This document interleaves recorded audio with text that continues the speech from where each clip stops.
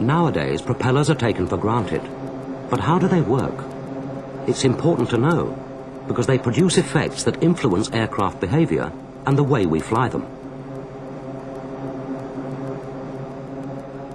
Remember that the Wright brothers appreciated that the basis for propeller design was the same as for wings, the subsonic aerofoil.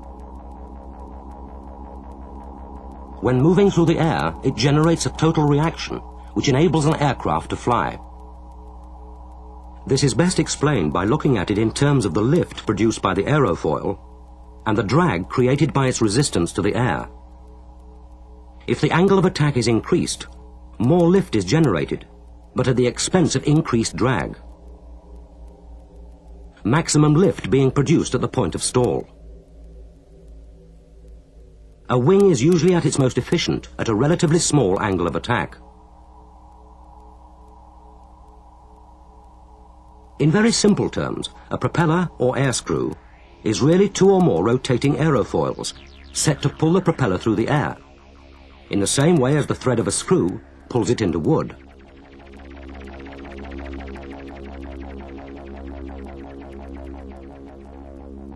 During flight, its motion will comprise rotational velocity and forward velocity. With the propeller stationary, any forward velocity is that of the aircraft, the true airspeed. But a rotating propeller accelerates air and produces the induced flow. The sum of the TAS and the induced flow is the total inflow.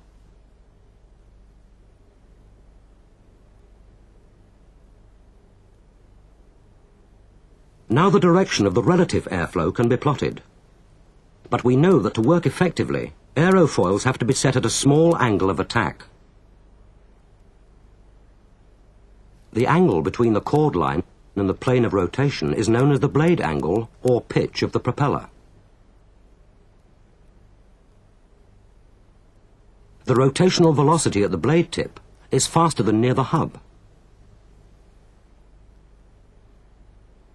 And if the pitch remained constant, the angle of attack would increase towards the blade tip, possibly causing it to stall. So the blade is twisted to maintain a constant angle of attack. This is a fixed pitch propeller. It generates a total reaction in the same way as a wing. We know that the amount of lift generated varies with the angle of attack. It also varies with the speed of the airflow. The faster the airflow, the greater the lift. And vice versa. So in order to maintain level flight, when pilots alter an aircraft's speed, they also have to adjust the angle of attack to keep the lift constant and equal to the aircraft's weight. But whereas the speed of the airflow over a wing aerofoil is dictated by the speed of the aircraft, the airflow over a propeller is governed by its rotational speed, which is much faster than the forward velocity and virtually constant. Consequently, changes of forward velocity have very little effect on the speed of the relative airflow. What is affected by changes of forward velocity is the angle of attack and the consequent strength and direction of the total reaction produced. Remember that the total reaction produced by a wing aerofoil can be resolved in terms of lift and drag, and that the penalty for increased lift is increased drag. With a propeller, the total reaction is resolved as thrust, the force needed to overcome the drag of the airframe, and the propeller drag, or torque, which balances the power output of the engine. The penalty for increased thrust is increased torque. When a propeller is turning at a constant speed and the aircraft is stationary, the angle of attack is big, and large amounts of thrust and torque are produced. As the aircraft accelerates, so the angle of attack decreases with a consequent loss of thrust and torque.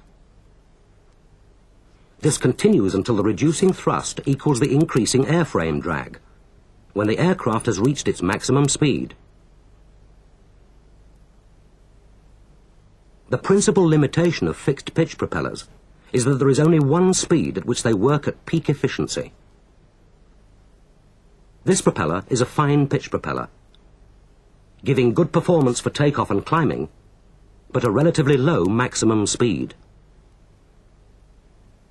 By increasing or coarsening the pitch, the maximum speed can be increased, but there are practical limits to the size of the blade angle that can be used, since too large an angle might mean the propeller could be stalled when the aircraft is stationary or moving at low speeds. Torque would be high, so RPM would be low, and because the direction of the total reaction is further from the direction of flight, less thrust would be produced, and acceleration would be too slow for takeoff from normal airfields. The pitch of this propeller is very coarse. For the Supermarine S-6B was built to win the Schneider Trophy, and speed was all that mattered.